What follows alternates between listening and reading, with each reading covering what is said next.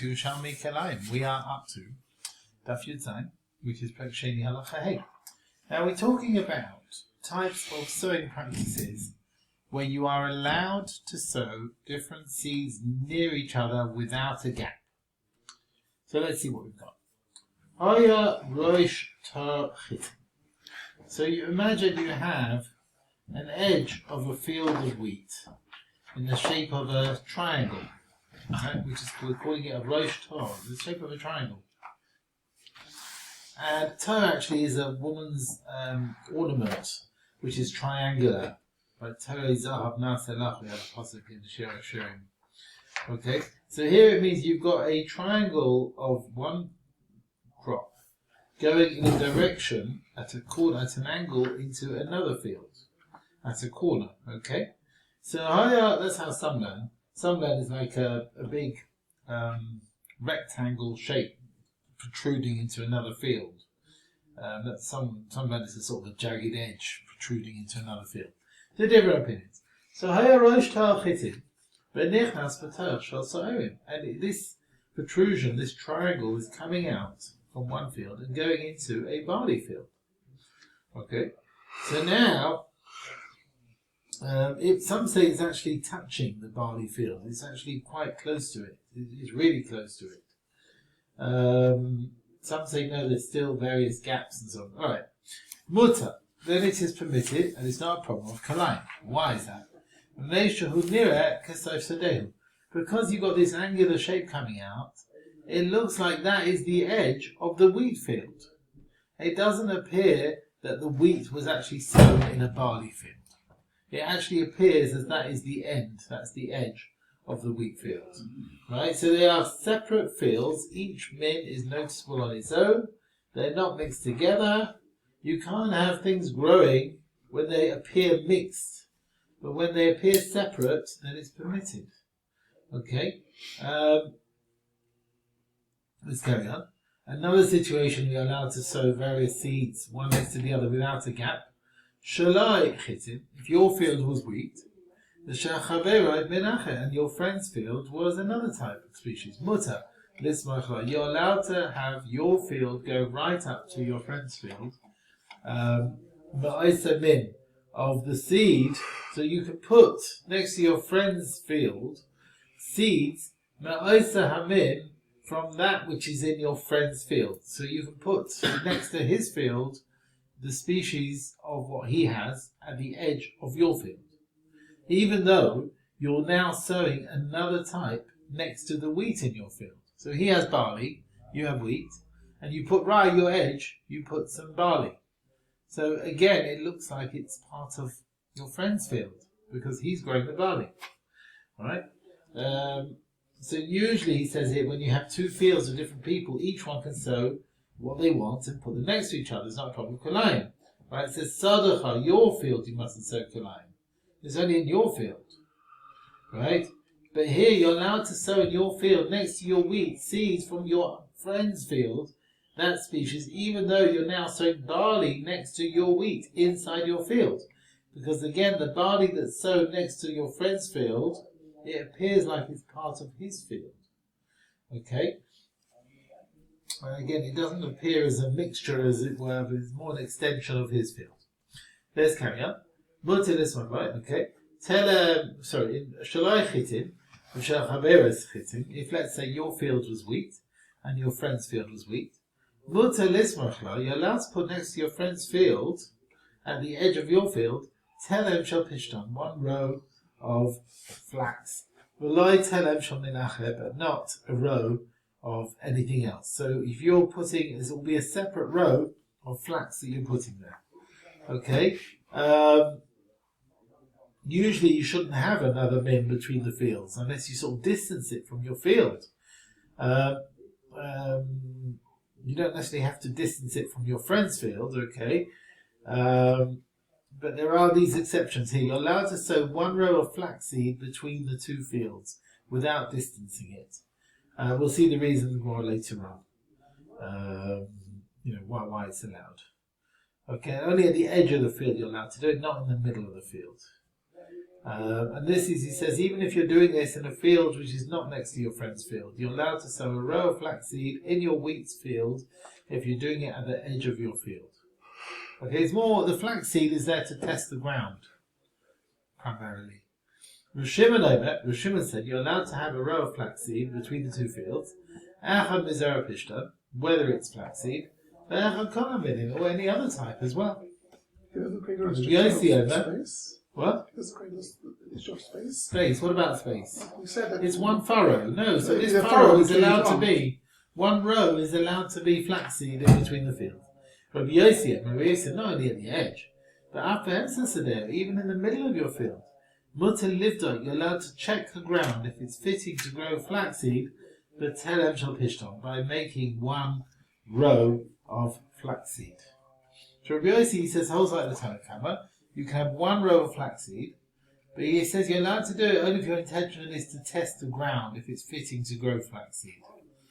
Maybe next year you'll grow flaxseed, but not if you actually want this flaxseed to grow. So Rabbi Yosef is more makel than Tanakh. According to him, there's no difference if you're sowing the row at the edge or the middle, as long as you're doing it for testing the ground, not for the sake of the actual seeds. You're allowed to do it even in the middle of the field. That's what Rabbi Yosef holds. Okay, back to the Gemara. The Gemara brings an argument about this protruding triangle, this Rosh Tor. Rosh Tor haba b'churva. So you've got this triangle, and it's remaining from the field nearby, which is now a ruin. So it's a remaining piece of crops which are there, and it's remaining from the field which is primarily ruins now. Mutter, you're allowed to put it next to another field which has another species. So basically, even though this Rosh Tor wasn't sown in the beginning, let's say it was created through a field that has now got ruined. You understand? We still have the het of Rosh Tor. You're allowed to put it next to another field which is another species. There's no problem of Kilayim.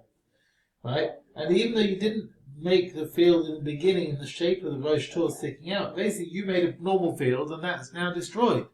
But there happens to be a triangle-shaped area which is still there. You understand? And we have the Heta Rosh Tor with that. Even though you didn't form the Rosh Tor, it's what's remaining from a previous field. So, Rosh Tor, this is where in the beginning, the Rosh Tor came, you're allowed to put it next to another field. Rosh Tor haba mechova, if the Rosh Tor is remaining from a desolate area, also, you shouldn't put it next to another field which is sown with another species. So now, what he's saying is, Rabbi Yochanan learns from the Mishnah, Haya Rosh Tor, that you had to, let's say you sowed the field in the beginning, and there was a protrusion coming out next to the other field, then you have the Heta of our Mishnah that you can put the Rosh Tor next to the other field. But if you didn't have it from the beginning, but it was created by some of the field being, what I said before, being destroyed, and it was left behind, as it were. You understand? If the whole remnants were left behind, so Rabbi Yochanan is changing it. Rabbi Yochanan holds, if you had a normal field, and most of it's got ruined, and there's a Rosh Tor remaining, Rabbi Yochanan is not happy with that. Right? He holds you have to actually create the Rosh Tor from the beginning. But if it wasn't there from the beginning, but it was formed by some of the field being destroyed, then we don't have this Heta. So that's what Rabbi Yochanan holds. Whereas the first opinion just said Rosh Tor coming from a Churba. Okay. Chizkiah said, Mi sheyesh lo beis roba. If you have a shiur of a beis roba, which is 104 square amas, which is one type, the kolshu, and next to it you have another piece of ground, even the smallest size, I say kolshu, that piece of ground, zorea l'soich komin shiyasa. You can sow in it wherever you want, even though the 104 square amas has got another species. So you've got a bit next to the 104 square amas, you can sow in that extra bit whatever you want. Chizkiah holds that any tiny piece of land is considered a Rosh Tor. So you can sow wherever you want and put it next to another field as another species. And that's like he holds that a Rosh Tor coming from a ruin, which is like a Rosh Tor, even if it doesn't come from a whole field which has this min, it's coming from a ruin, right? So the same thing here. Right? So he holds even the smallest amount is good enough. You can sow other things. But Rabbi Yochanan said, in that tiny piece of ground you can't sow, only the same min which is next to the field which is next to it. You have to sow, it's an extension of that field, you can only put in it what's in that field. Right? He holds the smallest piece of land is not Rosh Tor. You can't sow in it another min from the field because of the problem of Kilayim. You can only put in that bit which is in the field nearby. And this is like he said before. A Rosh Tor coming from a Chorva is not considered a Rosh Tor, and it's like a piece of land sticking out which comes out of a field which is sowed with this species. So here as well, the smallest bit is not considered a Rosh Tor, so you can't sow with another species from, it has to be the same as what is next to it, right? In the field next to it, you have to sow the same thing. Rav Zera said, Rav Yochanan agrees. If the field was more than that, it was 104 plus half, so it's like 152, whatever it is, 156. Shuzareya, you're allowed to sow one species, Chatzi Rova Mikan. Let's say you have, it's divided into 3/3. And it's a base rova masa, so it's 1.5 base rovas, 1.5 rovas. So you've got a half, and a half in the middle. So this is you're allowed to sow Chatzi Rova Mikan, half a rova on one side, Chatzi Rova Mikan, and another species on the other side. But also Chatzi Rova in the middle bit, which has not been sown, Nidan Lakan or Lakan. That can be considered an extension of the field to each side from the two sides. So each side is considered a field in their own right. So therefore, that's like a continuation of the field which is sown. So it says here, the gaps between the two sides join up to make it significant as a field in its own right, as a shield of a base rova. Because remember, you've only got half a rova here. So is that normally a base rova? No. But together with the half in the middle, that's considered a base rova. And then you've got on the other side a half base rova. On its own is not enough. So together with the space in the middle, that's a base rova. And that way you can have a different species growing in each outer portion. In one base rova, one half rova, you'll have one portion, one thing growing, and the other one will have something else growing. Okay? So they're not considered a small field, they're considered a field in their own right, as a shiva base rova, and therefore you're allowed to sow in each half, you're allowed to sow different species. Okay? Right. Now the Gemara asks Rabbi Yochanan, who forbids you to sow the smallest bit of land another min from that which is in the field next to it. Masnisa pliga al Rabbi Yochanan. The following brisa seems to go against Rabbi Yochanan. We've learned in a brisa, if you have two fields, one is sown with wheat and one sown with barley, and between them you have a gap of a base rova. So you've got two fields, bit of wheat, bit of barley, between them a base rova. Mutar lahavi telem b'intayim. You're allowed to have a furrow. You'll have a gap, a space between wheat on one side, barley on the other. You have a space in the middle. And you'll have a row going through the middle, right? And in the half of the width maybe of that row, let's say on the wheat side, you'll end up putting some wheat. And on the barley side, you'll put some barley. And that way you're actually sowing wheat and barley in the same base rova. In that area, you've got wheat and barley there. Why are you allowed to do it? Because it's not considered that base rova a field in its own right. And the wheat appear. So this middle row of wheat on the wheat side, middle outwards towards the wheat, that appears as an extension of the wheat. And the barley, which is in this middle row, it appears as an extension of the fields of barley. So even though half the width of this furrow is treated as a continuation to the wheat side, you're still allowed to sow in half the width, the other half, some barley, because that's considered as land which is close. That's considered an area of land close to wheat field, where you're allowed to sow another species. So if that's the case, what does Rav Yochanan do with this brisa? How will he explain it? Right, so you've got the wheat here, you've got a gap, you've got a row. On the inner wheat side of the wheat, you've got the wheat, and on the other side, you've got barley, and it's as if the barley is right next to the wheat, because the wheat row is an extension of the wheat field, and he's saying you can put whatever you want there. So what does Rabbi Yochanan do with that? Okay. So let's see the answer. Rabbi Yochanan will explain the words of the price based on Rabbi Yaakov. So he says, even if one shiboles of chita, acha chita, like wheat is following wheat, nichneses the tershol so'irin, it goes in a row into a barley field, all the other way around. If one stalk of barley, so'ira, acha so'ira, one after the other of barley, nichneses the terch chitin into a wheat field, murta is permitted, it's not a problem of Kilayim. The reason is, v'penei shechita acha chita, when the wheat is sown in a row, the wheat follows the wheat, and it's noticeable and it's noticeable it's going into barley. Chitin, that is the wheat which is going into the barley, is a continuation of the field of wheat. And the same thing the other way round, when the barley is sown in a row, sa'ira acha sa'ira, and when barley is sown after barley, it's noticeable is going into wheat. Sa'irin, it's noticeable that this barley which goes into the wheat field is really a continuation of the barley field. Okay, so that's why it's permitted. Avo. If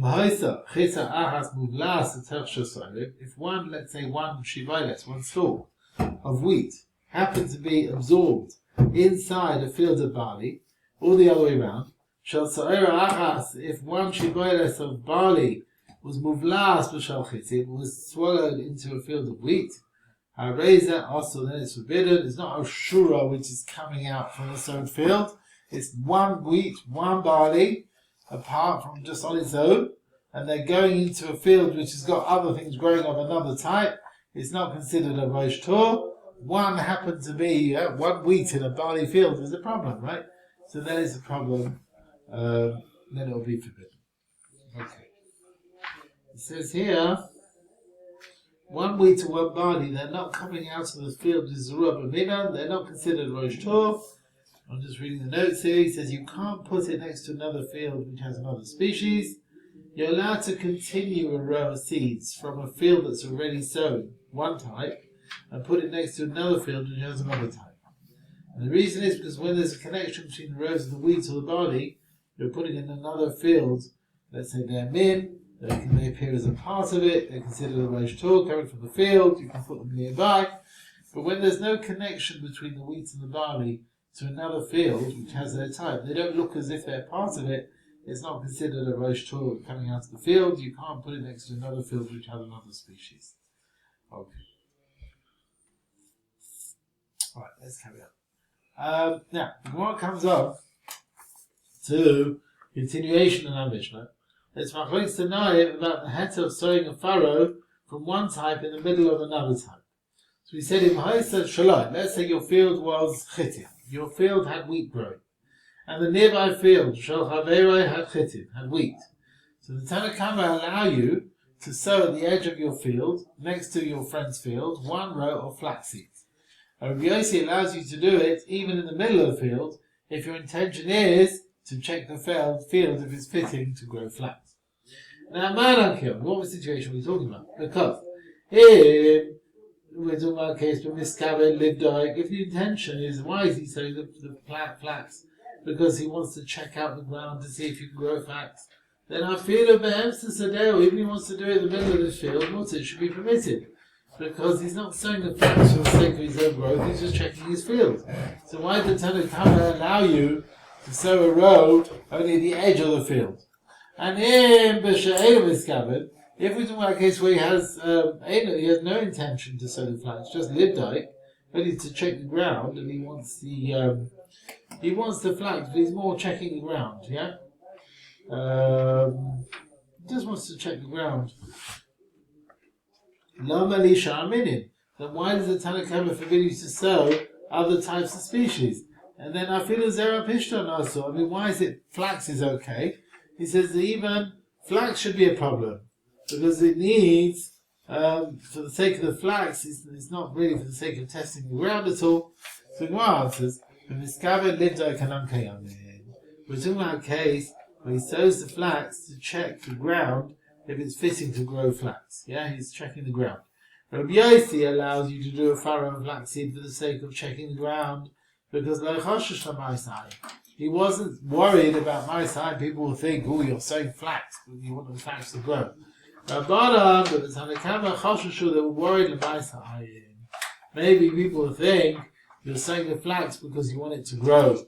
So they don't allow you to sow a furrow of flax, even for the sake of checking the ground, only at the edge of the field, right? When you do it at the edge of the field, then it's noticeable that you're doing it to check the ground. Okay, what about the view of Rav Shimon, who allows you to sow between the fields one row? Rav Shimon, V'Shem Rav Zira, to Rav Shimoni. Din in our mission of Rav Shimon, you can have a furrow from every type between the wheat field, which is yours, and your friend's wheat field. It's based on his shitta elsewhere. Rav Shimon says, the Kanakereb, Ein Adam Magdish, you don't ask the Bahanoah because of Kanakereb, right? You can't ask for something which is not yours. So therefore, by you sort of strengthening your vines with grain of your friend, the grain doesn't become forbidden as Klal Kerem. And for this reason, Rabbi Shimon holds there's no issur to sow amongst the seeds, the various seeds with other minim, if the other one is not his, it's his friend's.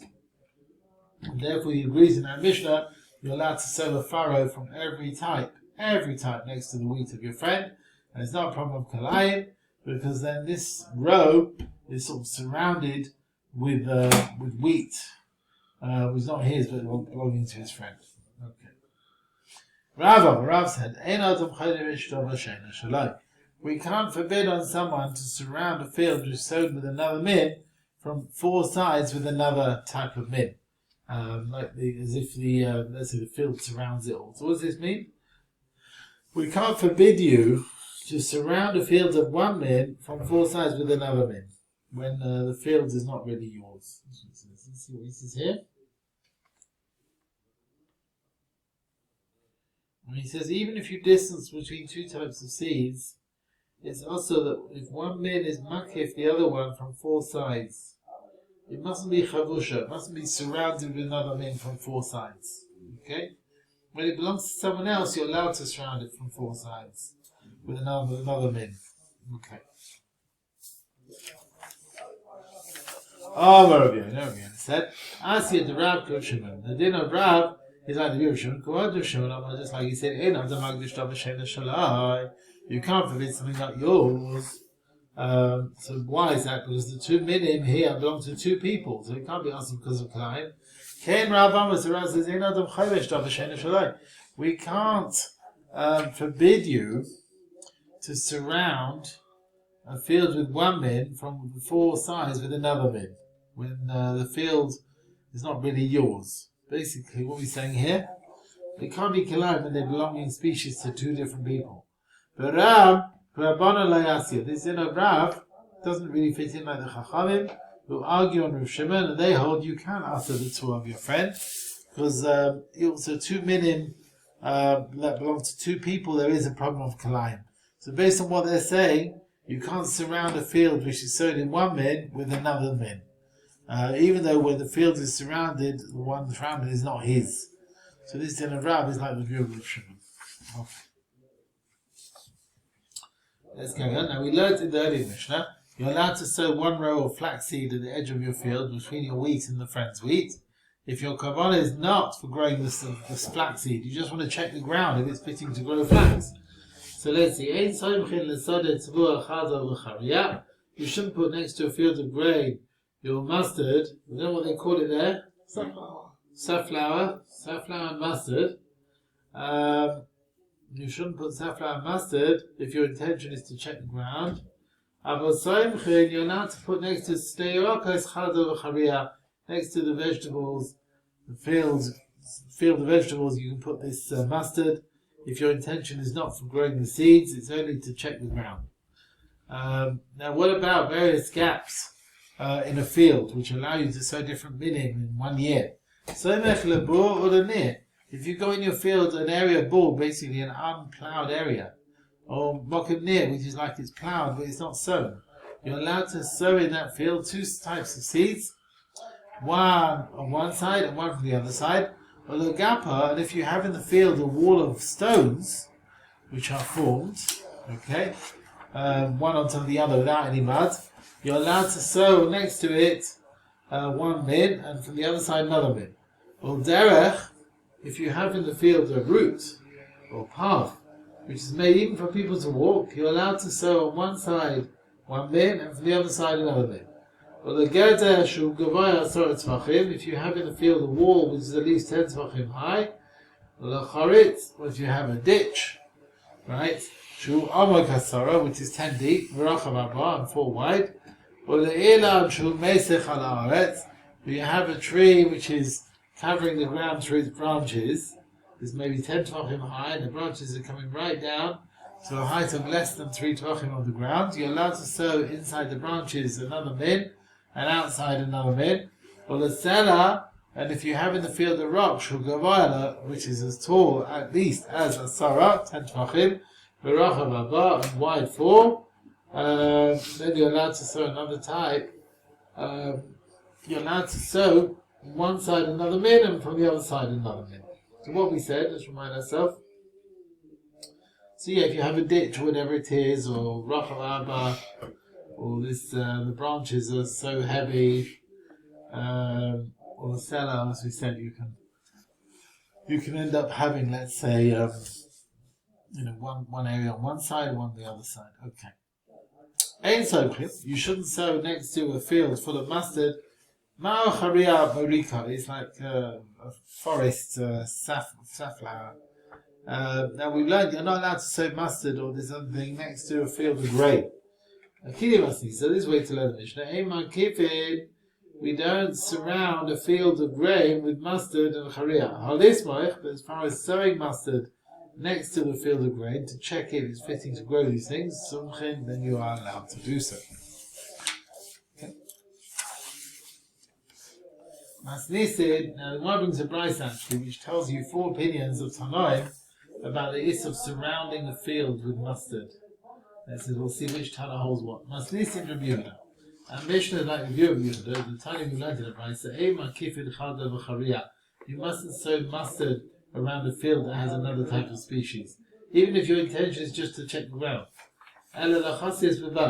Only a field where they grow chasias, which is types of sharp vegetables, you're allowed to surround it with mustard. Leek, okay? That's from Meir's view. Rabbi Yehuda said, you're allowed to sow mustard around every field which has another type of species. Except from fields of grain, you can't surround it with mustard.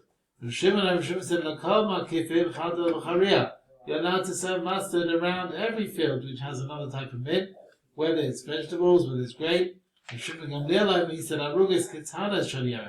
small patches of vegetables, you're allowed to surround them with mustard. But you can't surround the mustard around these big patches of vegetables or another type of mint. So it comes out a Mishnah that forbids you to sow mustard around a grain field and allows you to do it around vegetables is like the view of Rabbi Yehuda. Let's see what Rabbi Yehuda said again. Rabbi Yehuda was the one who said you can put anything, mustard around anything, except from a field of grain. A field of grain you're not allowed to. Okay. So now we're going to discuss which Tanaim you're allowed to sow a row of mustard into a field of grain. You're